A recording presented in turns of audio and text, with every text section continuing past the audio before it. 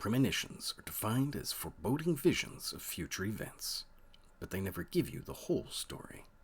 Just a glimpse of the looming shadows of things to come. Like, Scrawls of Dread is releasing a book this October.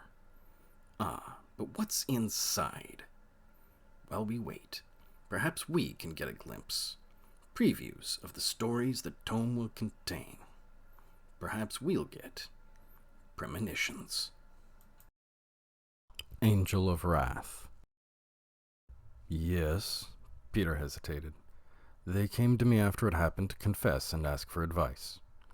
Saul placed the box down on the altar in the kind of overly gentle manner one only does while trying to resist the urge to slam something. And what did you do about it? Well, Peter began, putting just a little more space between himself and Saul. I suggested they find something kind to do for the community as an act of contrition. As Peter spoke, Saul grunted lightly and nodded begrudgingly. Peter continued. I reminded them that God's love and forgiveness is unconditional.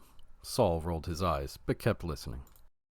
I said they should consider carefully whether they want to keep their marriages or pursue this new relationship, then confess to their spouses, and then to either seek divorce or professional marriage counseling. Saul was more in agreement to that bit and nodded approvingly. Then I told them to go and sin no more. Peter concluded. A silence hung in the air for a moment while Saul waited expectantly. That's it? Saul shouted, his eyes wide. Peter couldn't fully contain his laughter that time. Well, what should I have done? Saul grabbed a Bible and started thumping it in his hand at certain words. You should have told them they're on the path to hell. Saul stepped around the altar toward Peter, who pulled back to maintain his distance. A slow-speed chase ensued as Saul went on with an increasing look of wildness.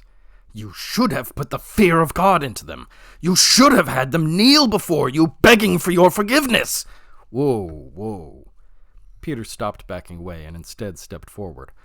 Why would they beg for my forgiveness? I'm just a guy in a black suit with a white collar who reads a lot. We're not God, Saul. Fa! Saul scoffed. His fury being a bit deflated, he went back to his work. We're his representatives here on Earth.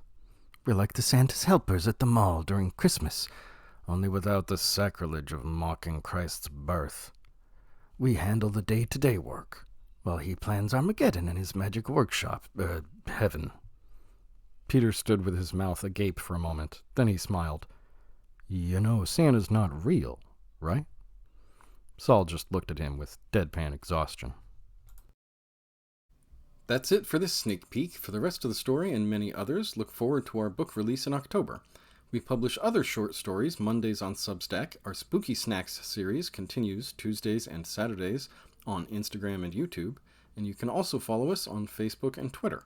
If you like and share these, it'll really help us get the word out about our book. Thanks for listening, and enjoy your nightmares.